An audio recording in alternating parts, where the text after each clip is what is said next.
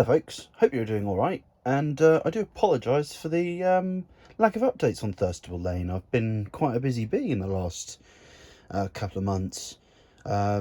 We've been to quite a few shows now, so we've got ourselves all our lovely exhibitions. So the first show we did was last year at the Whitwell and Reefham show. We then went to Stonham Barns. We then went to the Norwich Model Railway exhibition in April 2023. A week later we then went to Bordeswell. And a couple of weeks later, we then attended the Midland Great Northern Joint Railway Society's Model Railway Show in Sheringham. We did a couple of other bits and pieces as well. So, thought I'd give you a bit of a rundown of what's happened to Thurstable Lane over the past year. So, as you know, it's obviously now been to a number of exhibitions. New member of the fleet recently completed is this LNER 240 E4 class locomotive, a 7496. This locomotive, for those northeastern modelers out there, this locomotive ended up on the Stainmore branch and had its cab rebuilt and was also given a back cab fitted on. But this is I think we've modelled it in 1935, just before it goes off to the Stainmore branch and just before it has its cab rebuilt and everything. So, and I've only found one photograph of this locomotive in this condition. But yeah, last time you saw it, it was just the footplate, the boiler, the smoke box, and I think the cab from memory. But yeah, the tender's been completed. That's been completely rebuilt. The loco has been obviously finished off. Got a nice view of the back head in there.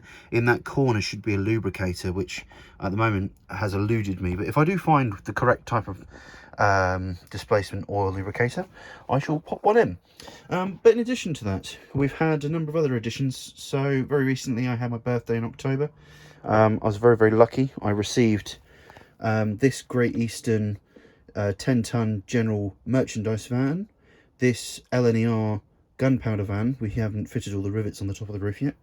This LMS, I bought this LMS no, that's the vent van. This is the beer van.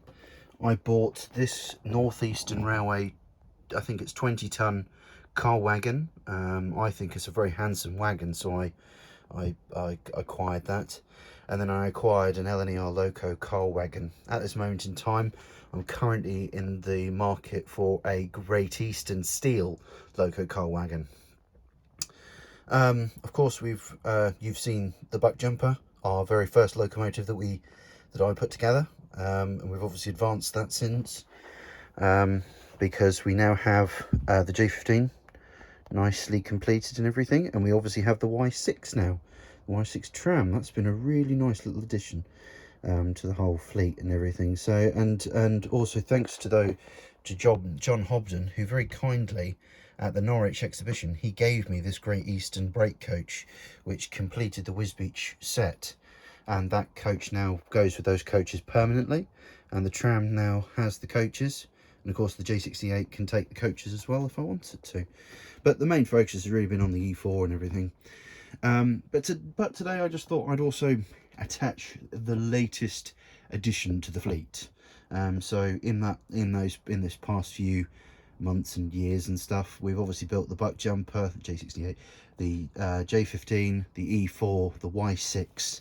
And now we have a brand new member of the fleet, which is this. So this is a GE Models LNER Claude Hamilton D16/3.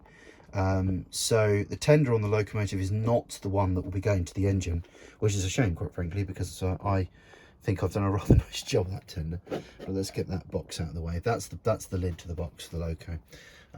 Pop that over there. But yes, so the locomotive has been really nicely built.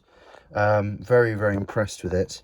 At this moment in time, there's a bit of an argument in our model club that I'm part of as to what colour we should be painting this engine.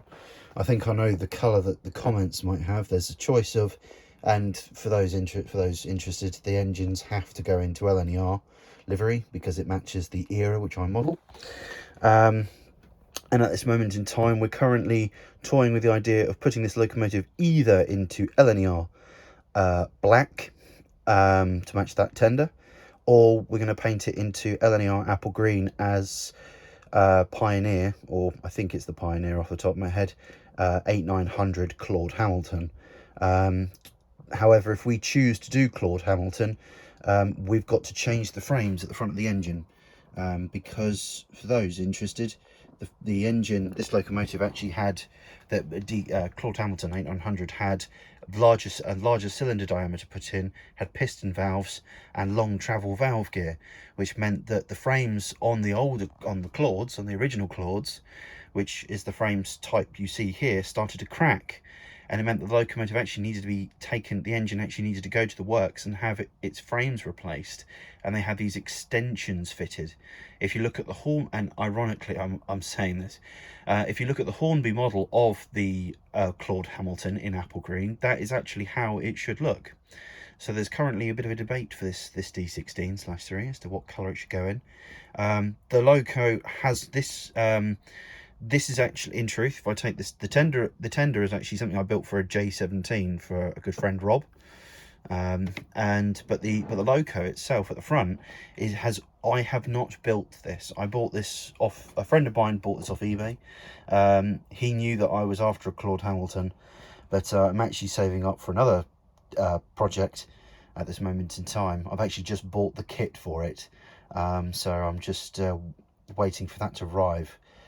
It's the 21st of December at the time of filming, and I really doubt it's going to turn up at this time, because I bought it on the Wednesday, which was yesterday, on the 20th. So I really doubt it's going to turn up. But that's a shame. At this moment in time, the Claude is in desperate need of a chimney, a dome, a set of safety valves, a whistle. It's also in need of a smoke box door, a back head, which is the cab, the interior of the cab with all the controls. And yeah, that's currently what we're doing at this moment in time. But since the last video, of course, we have obviously the layout has been completed. We have this warehouse which was put in by a good friend, and they've done a really nice job. The roof I have done, and the markings, you can see that really glisten look. That's just pencil graphite that's been run down the corrugated iron, and that gives you the impression that the corrugated iron is showing through the rust on there. We have also included a toilet on the end of the platform. Another recent addition to the fleet, thanks to Aidan, is this LNER fish van that I finished off. I was very, very pleased with that, actually, in truth. But yeah, the J15, the tram rolls very nicely now. And I have to thank Colm for that one, because he said it's such an enjoyable kit that he said you should get one, mate. So I did. And we got, this is another eBay find, and it also has a full interior inside. There's a few little markings inside, but nothing to worry about really. But this has been an absolute joy to put together. If the roof would go on, that would be beautiful. There we go. In addition to that, the station has seen a few extras. So it's seen the inclusion of a bench. We have Inspector Thursday and the porter still here. Our shunter Bill down there is still there, and we have Adrian, the job's body, who's a horse and dray short at this moment in time. That's only because the layout's been put back together today, because we're now starting, we're now into the winter of, we're now into the depths of winter, and over this winter period we're going to be doing quite a bit of maintenance along with loco building. So yeah, that's going to be quite an interesting period. The maintenance side of things, we're going to fit there. We've learnt quite a bit over the time with the layout. So in the last video we were talking about how we're going to operate it. The layout is actually operated completely from behind. Shunting and driving is all done from behind. The locos and everything have proven to be very, very smooth running. It's actually turned out that the more pickups you have, the better the engines run, which who'd have thunk that, you know? Anyway, so yeah, we're currently in that sort of position. We have made a decision to drill holes under all the points. So the 3 points will now have Pico snap-on point motors fitted, and they'll have brass wires, or we might go an extra layer and go a little bit more electrical fan with a little bit more electrics, and we're going to potentially have some brass flowing across the layout, and with little loops that you just pull, and it will switch all the points for the operator, saving him having to reach over and change all the points. But yeah, that's currently the situation of the layout. The layout has also been it's been actually really good fun. So I've said thank you to these guys, but I really must thank Theo, Rob, Dan, especially Dan and Rob, Nico, and if anyone watches his channel, Mr. Laurie Rose from LMM, because Laurie has given this layout quite a bit of good press, and he's obviously had a bit of fun with this thing, because he's obviously made out that I'm a complete anorak about what I run on this layout, which is obviously strict London North Eastern stock. But in truth, he's just having a bit of a laugh, and the layout runs. If I can pretty much run whatever I want. We sometimes do themes, and we're going to start doing themes next year. So you may find on one day we're running the full LNER regalia and all the rolling stock and everything that we have, and we may end up doing a BR theme the next day. An actual extra addition we've attended is that the coach here has the LNER theme, the LNER poster. Rob very kindly did me a favour, and he did me a BR theme as well. So we have the British Railways themes on the sides there. We have the parcels office on the side door there, and we also have on the far end a poster to Scarborough. And that denotes, this station building denotes when the theme is. And I think it really melds into the layout really well. I'm very happy with how it's operated. Yeah, it's amazing to think that we've now reached the end of the layout's first year as an exhibition, you know. So I'm really pleased with it, and I hope you guys are too. If you do have any questions, feel free to hop them in the comments, and I'll get onto them as quickly as I can. But yeah, if you've got any questions about the engines, where I get them from, feel free to ask. I can quickly nip through them actually while I'm at it. The three engines in the middle, so the J68, the J15 and the Y6, you can buy from Connoisseur Models. The E4 is actually an Alan Gibson model, and I would recommend you only tackle such a kit if you're an experienced modeler, because it's not an easy kit to build. Even I really struggled with it, it's taught me a lot about bad model kits, and has actually brought my skill level a little bit further up, I think. As for the Claude, which is by GE Models, the Claude boiler, after much debate last night, we found that the Claude boiler is the exact correct size that it needs to be. We found that the smoke box is correct, and basically there's nothing wrong with it. The only major thing that we do need to do is this nasty scuff that's in the boiler here. We're going to have to drill some holes either side of the scuff, potentially in the middle of it, and then we're going to put some really low melt solder in there. The boiler bands, which you can see on the engine, the three major inner ones, they're going to be removed. I'm going to then clean all the solder off that remains behind, and then I am going to put some tape versions on, and the ones right in front of the cab and right behind the boiler, the smoke box, are going to remain. But yeah, I mean, we were very impressed with how well this thing runs, and I do that, and it binds up.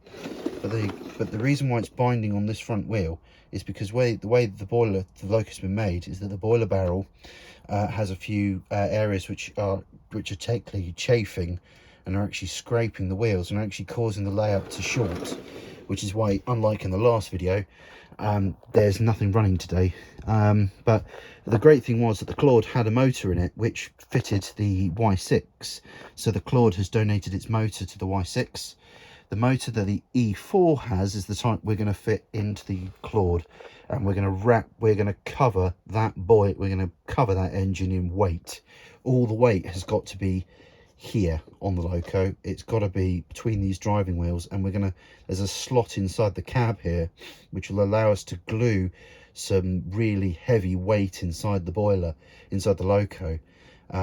We can't fit any on top of the boiler until the motor goes in, so I've got to purchase the motor. But yeah, that's currently our situation with Thurstable Lane. If you do have any questions about the layout, please put them forward. I'd love to hear what you've got to say about the layout. If you've actually seen this exhibition, I'd really like to know what you thought. we know the obvious things that the layout has got are continuous running. That's currently a problem that we're going to look at resolving over the Christmas period, and into the new year. And I'm unlikely to produce another video for this year unless my new locomotive appears, of which I will be doing a video series on, because I really enjoyed doing the one for the J68, although that's not finished. My intention is to release a pictogram of photographs in order of how I've built these engines, so that way I can get rid of the photographs and the videos can stay up on there showing how I've built the locomotives and their progress. But I think the last time you saw the J15, it wasn't lined out. That's got to be this has got to be a big thank you to Mr. Atkins, Nico Atkins, for that, because if it wasn't for Nico, this locomotive would not be looking as fine as it does now. This is an example seen on the Kelwood and Tollesbury Light Railway. So both the buck jumper and the J15 are really specific to this layout. The E4 I got because I wanted an E4. The Y6 we got because we liked the Y6 and it went with the coaches. And the Claude I didn't have plans to get right now but ended up with, so a big thanks to Theo for getting that for me. Just to clarify for some other people, I do need to pay Theo for the loco, but the loco, just to add one final bit, the loco has been completed. The tender has yet to be actually started and doesn't actually roll yet. So we're going to try and look at redoing a lot of work to the Claude. But there we go, I've rambled enough. I do hope you guys have enjoyed this video. I do hope you like the layout in its completed form. Of course, like any layout, there's always jobs to be done. So yeah, we'll see where we are after some work, and hopefully I'll do some videos of the layout freestanding, and we'll try and get you a nice running session with all the locos that we've got for the home fleet, because I think you guys would really like to see the E4, the buck jumper, and the J15 and the Y6 pulling trains and shunting on this layout, because that's what this layout's all about. It's all about shunting. Anyway guys, do take care, and I hope you have a very Merry Christmas and a Happy New Year. Ta-ta.